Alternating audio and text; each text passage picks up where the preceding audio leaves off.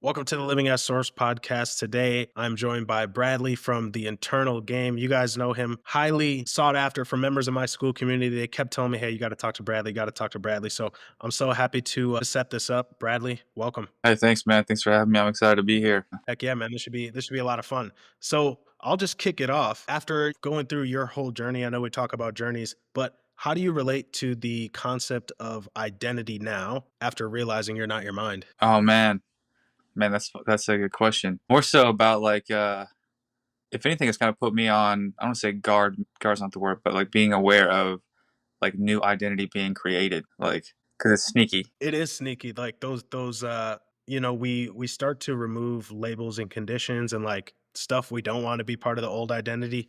But I think it's something we forget that new stuff can come up all the time and try to sneak in there and try to like plant itself into just your day to day identity. Yeah, Eckhart Tolle talks about that. I mean, I'm a big fan of Eckhart. Like I talk about him a lot. I always joke around and be like, "Yo, he should pay me for how much I promote the power of now." I'm kidding.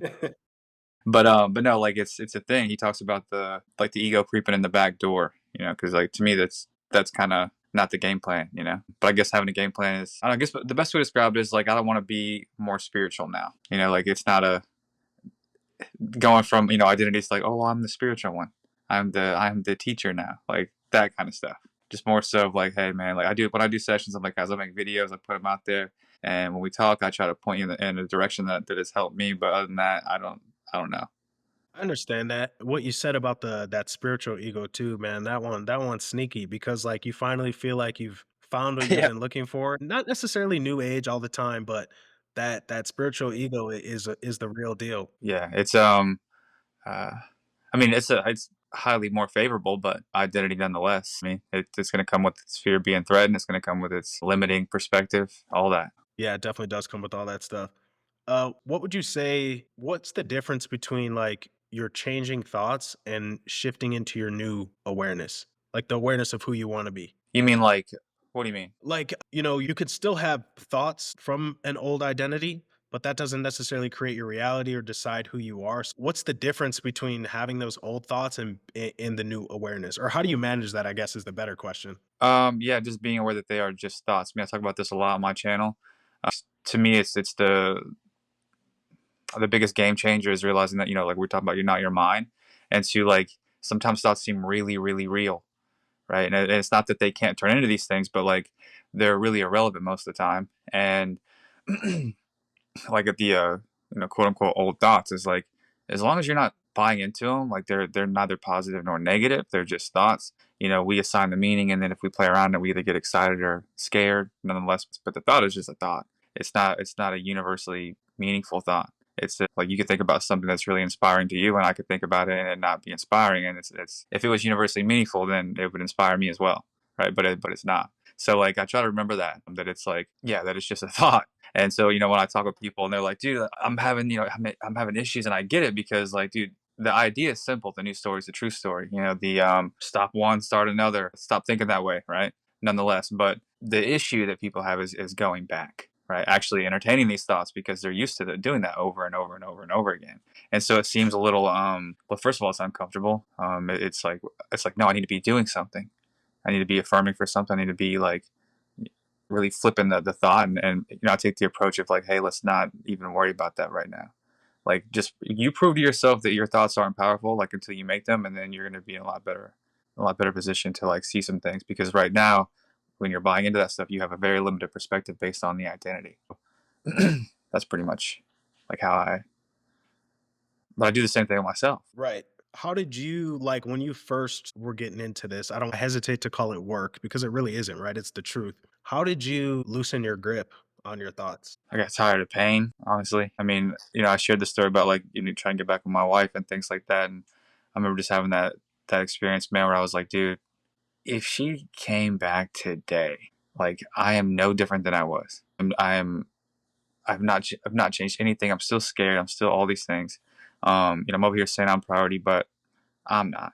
And I'm only saying I'm priority just to be treated like one, right? Like, it's not like it's all still one big illusion in this identity that doesn't actually want to change in the first place, right? But I didn't really get that, but I kind of just was like, I don't want to live like this anymore. And it was more of like I'm gonna stop doing that. And then when just kind of started focusing on my life at that point and getting myself back together. And then I read The Power of Now again, and I'd read it a few times, but like this particular time was like I was able to understand some things. I think I was more ready than anything. And I was like, okay, this makes sense now because before I was scared of it because it seemed like I wasn't going to get my things that I wanted. But I think after enough pain for anybody, eventually you're like, okay, that's enough.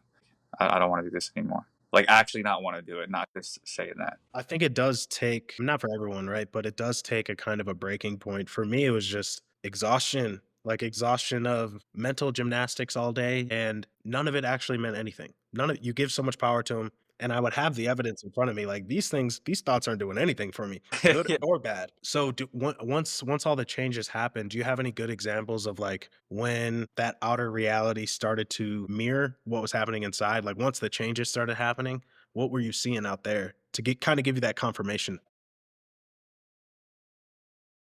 I mean, I want to say everything, but it was more so at first like an internal thing, right? So I was like, man, like I wasn't scared anymore. I joke around too about the like Home Alone, where he's like, I'm not afraid anymore. Like in that movie, like I felt like that. I was like, I'm not afraid anymore.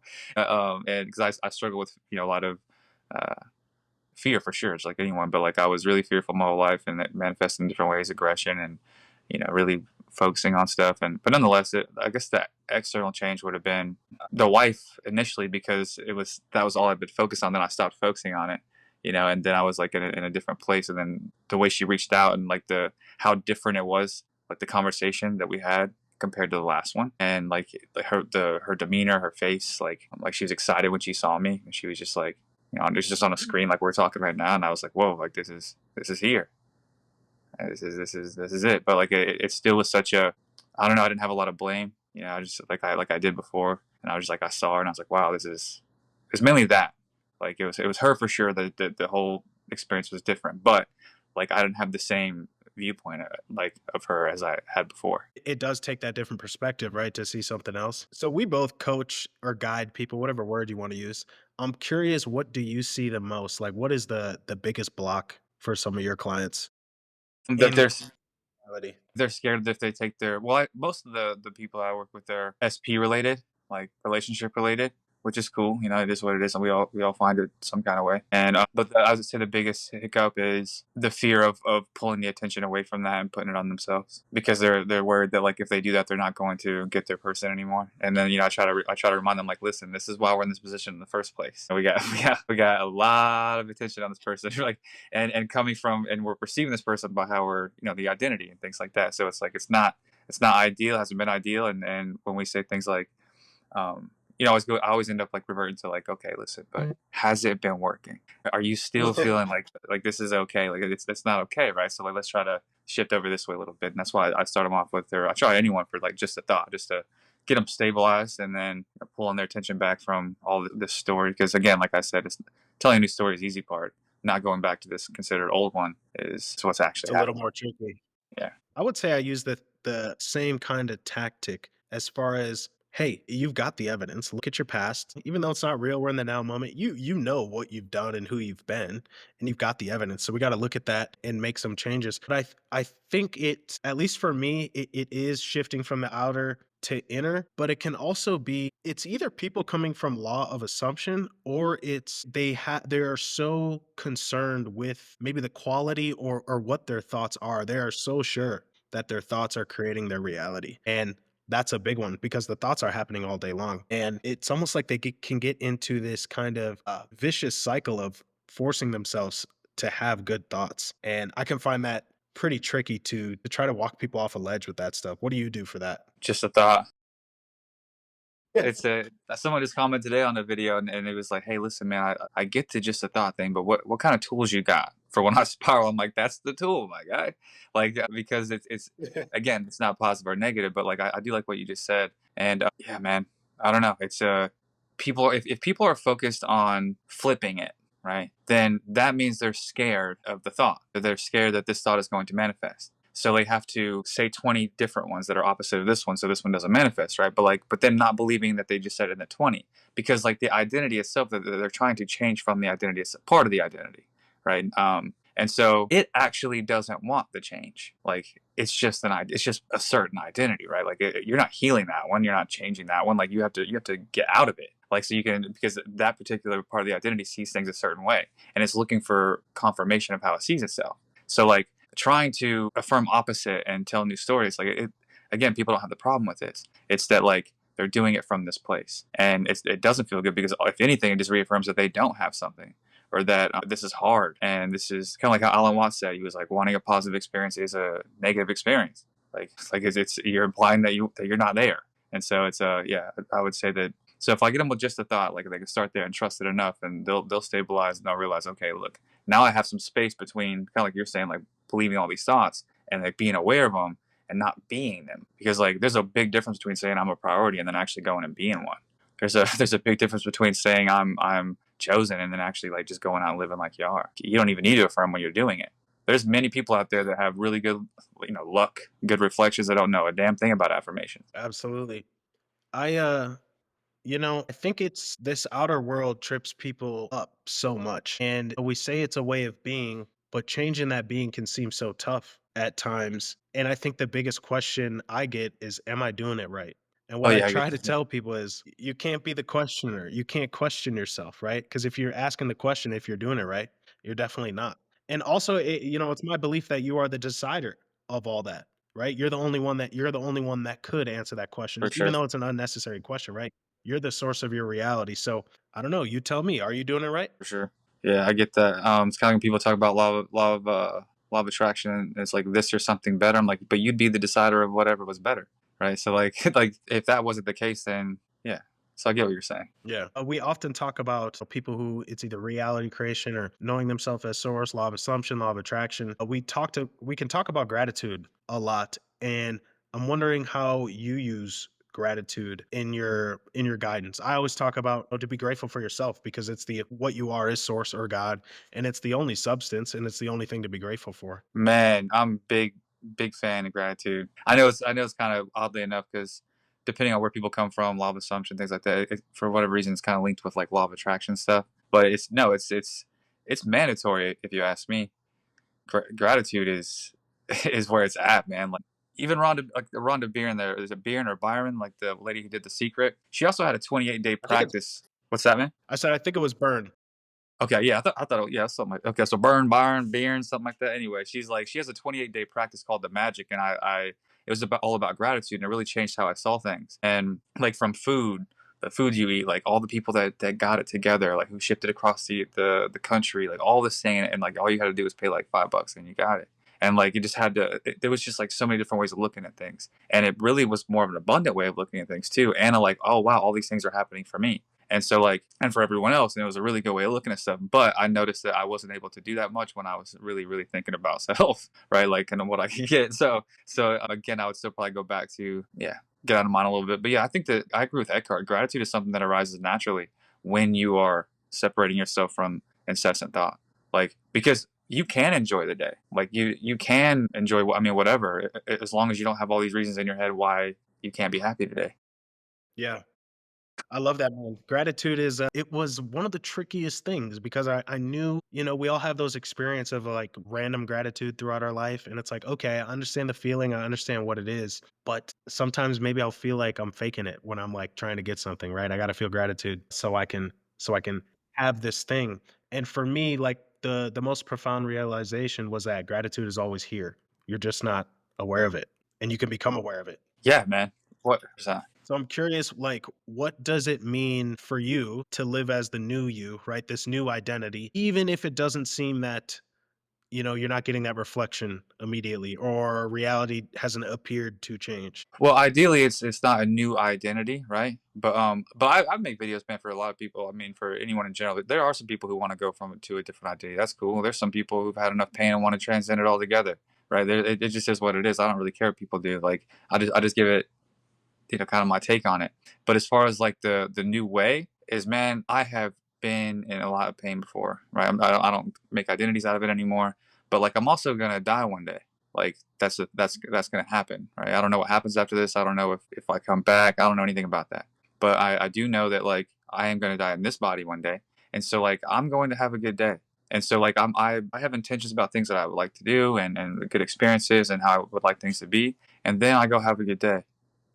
Like so if things aren't reflecting, that's on me. Not because they're that I'm doing something wrong, right? But because I shouldn't be looking for it anyway. Like it'll be here. It'll take its shape. But like I need to be grateful, man. Like I'm not kidding. I think gratitude is mandatory. I mean, I can only set my own rules, but that's a big one, man. If I find myself challenged or whatever, like I need to be looking at like looking elsewhere because like there's a how many times think about it. How many times like back in the day did you like if I could only get this, and then you get it, and then two Man, weeks later you're like fuck it, if I could only get this, and then 2 weeks later you're like oh exactly. it never stops. It never Never. stops.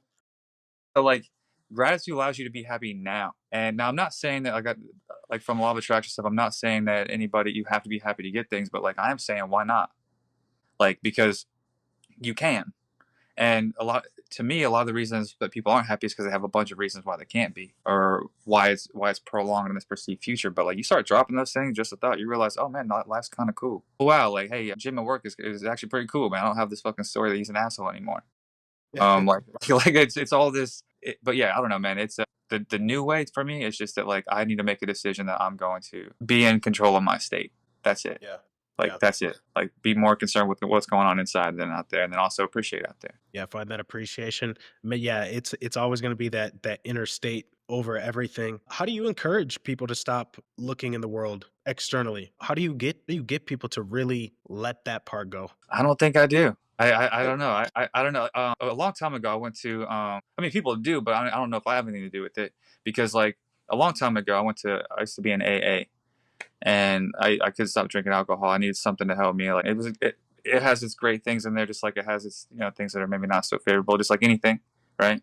But anyway, one thing that they taught in there was like it's attraction, not promotion. Like you don't walk in there, and if somebody would told me, "Hey, man, you're an alcoholic, man," you sit down and listen to this, I'd be like, "Dude, whatever." I'd have left, right? But they don't do that.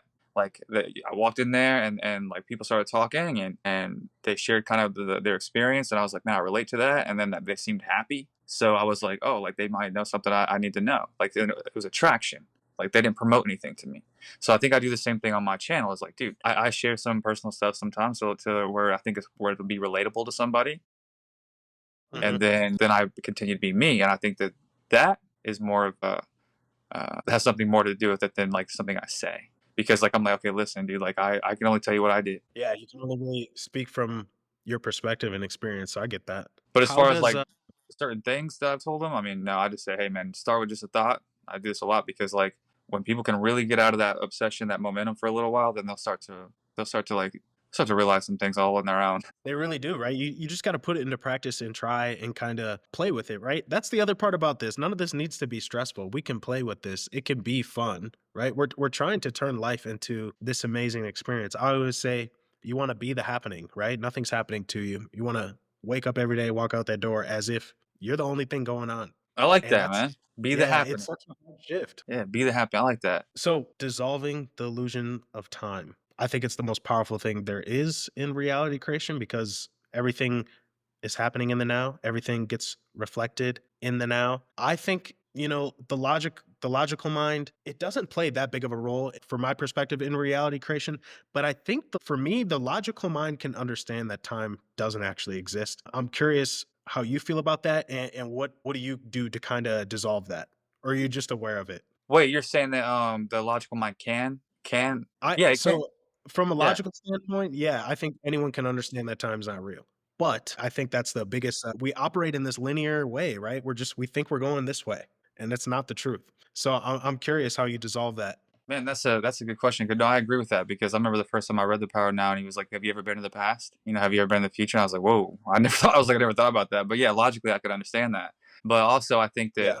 the hiccup there is that like identity, the egoic mind or whatever, it needs psychological time. Like it can only exist in psychological time. So like it like with Okay. an identity with like its past and all these things that happen to it, and I'm this and I'm that, and this is why I'm the way that I am kind of thing. And then like when these things happen, I'll be better. Like so, it needs psychological time. And so I think that and being aware of that. Go ahead. Oh, I was just gonna say that's an interesting take. Yeah, so I think that when we become more aware that like that what's happening in our thought patterns and our identities or whatever, like then I think that that helps to solve the psychological time because I think they're I learned that from Eckhart, but they ego and time like psychological time are inseparable, and because it needs a past for the identity itself, and it needs a promise of salvation and some perceived future, and both of those are illusions. So as long as you're operating in this like these thought patterns over and over again, with the idea that even something as simple as like the 7 day mental diet, right? Great stuff. But the second you say in 7 days, I'm going to be like, you're already out of time or you're already out of the now. It's like now it's perceived again that when this 7 days is up, I'm going to be better. It's a whole nother same thing. Yeah, that's so true. We can it's so easy to project things into the future. It's such an impulse. It's such an impulse and you got to kind of pull back from that. How do I refuse to try to I know I teach living as source, right? You're the source of your reality. You're God, you're the universe, whatever name you want to call it. I find that I'm never trying to convince people of that, but I think it's also the most powerful thing to know if you're going to proceed with some of these teachings. Are you able to bridge the gap with some of these maybe clients or people that don't necessarily understand that they are one with everything?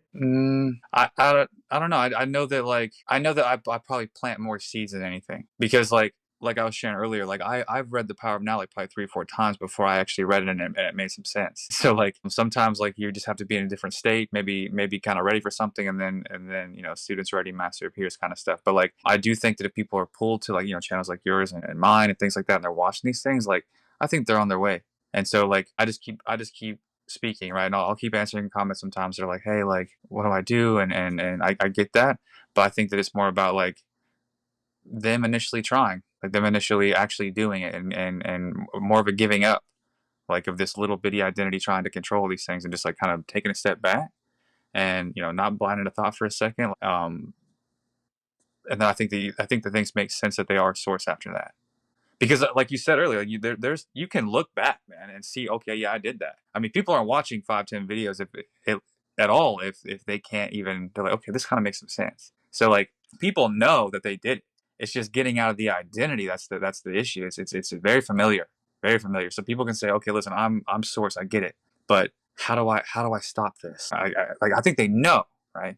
But it's always the going back. And so again, like as I'm always going to say, it's like it's that separation from mind identity. Then I think Mm. that then you can feel it. Like it's not something that you even fucking have to talk about. Really, you're gonna know it more. You'll know it.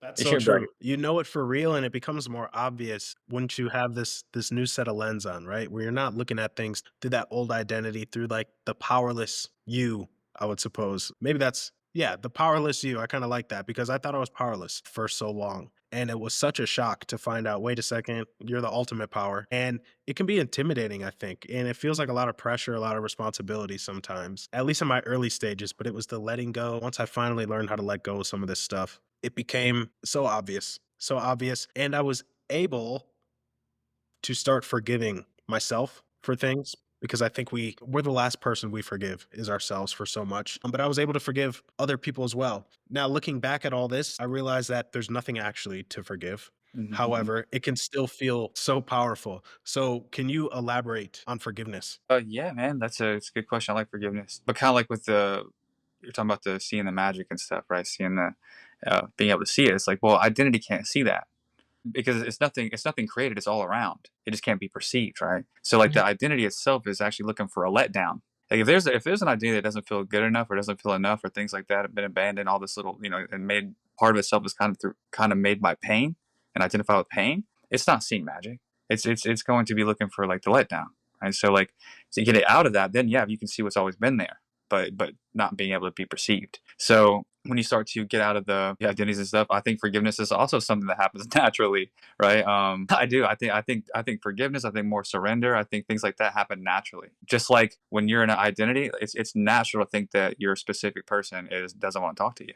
It's a natural perspective. It's a natural like a thought pattern to think that this person's not going to choose you if you don't feel choose. It's natural. When you get out of that, it's natural to perceive differently. So, but I do think that when you're getting to back to what you are and kind of disidentifying, I think that forgiveness is 100% more natural because you're going to realize that there was nothing nothing to forgive, that everything is you. Jesus said it. You know, I'm not a Christian, but I do like the Bible. And he said, like, before you enter the temple, forgive. I think he has some things figured out. I don't think that I never once heard him say, like, hey, before you enter the temple, affirm for 30 days. He didn't say before you enter the temple, he said forgive. Yeah. To actually have a clear spot, like a clear, like pretty much channel for this light to shine through. You gotta let it, you gotta. You do have to let it go, man. And it feels good to let go because everyone wants to let go so badly, but we're holding on so tight. It's like your hands are on like the stove. You're like, I can't. I It can't burns lift so it. bad. I can't. I just can't. Oh It's man, so that's true. funny. That's so true. What other questions did I have? Ooh, because I haven't been able to watch all your videos. Both of us have quite a few. What are some of like? Are there any myths that just kind of tick you off a little bit? Maybe not. I mean, I know both of us are pretty much cool, calm, collected, but there are some myths out there that get irritating. Mine is always that thoughts and feelings are creating everything. I'm curious which ones kind of get under your skin. I think I don't know. Probably the. I don't know. I don't think they get out of my skin. Maybe I don't know because I try to look at it as like, man, if someone's talking, like I don't want to say they don't know any better, like I'm in a different place, but I mean, like I do think people are teaching from wherever they're at, like, and it probably is very true for them, like how they've made or how they perceive it at least, and so like I mean, I get it, but it is like I see the only one that's kind of I guess a bit challenging is when people like do a session and they say like, "Oh, this person said that this is impossible," Yeah. and I'm like, "What?" No, I feel like I gotta play cleanup then. I feel Yeah. like that session is more about cleanup than it is anything else, and it's okay. I don't. I mean, it is what it is, but I just try to point out that it's not logical. If you're able to create the disconnect, then the opposite is true. So like Yeah. it wouldn't matter what somebody said. No, so true. I get that one a lot, and I guess I shouldn't say things get under my skin. I would say it's I know what you meant though. I didn't take it as like that. Yeah. questions, we're constantly answering. But I would say that's a big one too. Hey, so and so said this. Someone outside of my awareness, or not outside of my awareness, but someone in my reality outside of me is saying this, and I'm like, hey, that's not coming from you, right? That's not coming from in here, right? You're the decision maker. What does it mean to you? And I think it's that's one of the other challenging things is not taking is realizing that you don't have to take any information from out in your reality. Like Yeah, not mine, nothing. not Yeah, not yeah. I'd actually think it was. I would applaud you if you're like, man, I don't believe anything you say. I'm gonna do what I want to do. I'm like, good for you, dude. No, exactly, yeah, you're the total power, yeah, I could be there's a reality where me and you are cuckoo for Cocoa Puffs, like, Yeah, full of people shit. Yeah, totally full of shit. because if we're being for real, man, like the videos don't mean anything anyway. Like they're just videos that we're talking about our experiences of and how we see things. Like if someone says that it doesn't mean shit to them, it doesn't. It's like you don't just watch the video and retain like the power from it, or Yeah. the knowledge from it. Like it's entirely up to you. So Mm. that's Yeah, entirely up to you. And I know there's so many of us out there with, playlists and playlists of manifesting videos saved. And while I love all the creators out there and the powerful creators, I try to stress to people like a good gauge on where you're at is the less questions that you have. And that could be tough for some people because we have so many questions. And I try to get them to realize like who's asking the question right now? Who is it? Is it you and lack, not realizing that you're the source of your reality? Or is it coming from some of us just have just questions we want to ask. And that's totally okay, right? I never want to stop anyone from asking questions, but I just feel like that's a good measure on kind of where you're at in your journey. Would you agree with that? Or what do yeah, you see? yeah, they're just looking for assurance. You know what I mean? They're just like they if the SP is not assuring them, or if the bank account's not assuring them, like then somebody needs to, right? It's like, am I doing it right? It's just that's pretty much all it is. But and I get that. But I also know at that point that they've been in mine a little bit too much at that point. So and again, I really do believe that's the only issue. Like I do because like yeah, it is what it is. That is the issue. You're buying into a bunch of thought and meaning something. So All right, Bradley. Hey, before we get out of here, man, I'm gonna need to get some book recommendations from you. oh Is there man, is there a most couple you could pull out and put me on? most of these are my wife's, dude. Real like that's for real. Like most of them are like the yeah, most of those are hers. Mine there's kind of scattered. I mean, I'm sure you've heard Psycho Cybernetics. Probably you probably know I've that one, never right? actually finished it. What? It's a crazy good Yeah, self image book. I know it for sure. Yeah, that one's good. Yeah, I'm a Oh man, Dao De Ching. Dao De Ching. Spell it. Tao Te Ching. Okay. Yeah, I've heard of that one too. Here's that 28-day gratitude practice I was talking about called the Magic. The Magic. Yeah, it's cool, man. The 28-day gratitude Got practice, it. I love it, man. And then, oh, Kabbalion. Man, that was such a tough read. Isn't it? Isn't it, I dude? Dude, had it is. to, because Yo. I only came across it, like, pretty recently, or I would say maybe, like, 2 years ago, and, I had to get the PDF, and I had to put the whole thing into ChatGPT, and I was like, "Explain all of this." No, dude, I'm glad I'm not the only one. I remember being like, dude, maybe I'm not as fucking cool as I thought I was. This is hard. So I'm kidding. But No, there's letting go. That let one, it that's a good go. one. This one's a really good one, man. This is about like releasing. Well, it definitely would be identity, but like the stored emotion and just like recognizing like your little payoffs that you get because that's what's actually happening. You know, when you're wanting to be resentful and being like you get a little payoff for being mad. You know, and it's yeah, like and he talks about that. It's pretty cool. Yeah. But yo, hey, question for you. Yeah. What's your favorite part about the whole thing? Like about the like, would you work with people? Like, what's your favorite part about it? Honestly, it's the community. That's awesome. Having a spiritual awakening is lonely. At least a lot of us can feel that way because it's like I'm walking around with this truth now, and everyone else is doing the opposite of how I'm operating. Like no one relates to me. And so when I started everything, I just wanted to help people manifest and coaching, right? I just loved it. I loved it so much. But I didn't realize that I was going to bring together all these people that needed each other. And that's my favorite part. And all these people I didn't know I needed, right? I finally had people that understood it and that I could talk to about it. And it's a relief to have that outlet now. Such a relief. So I would say, yeah, that's the biggest one, man, for sure. Dude, I agree with that, man. I know people think that it's something when they talk and all around the world and stuff, but I get more from them.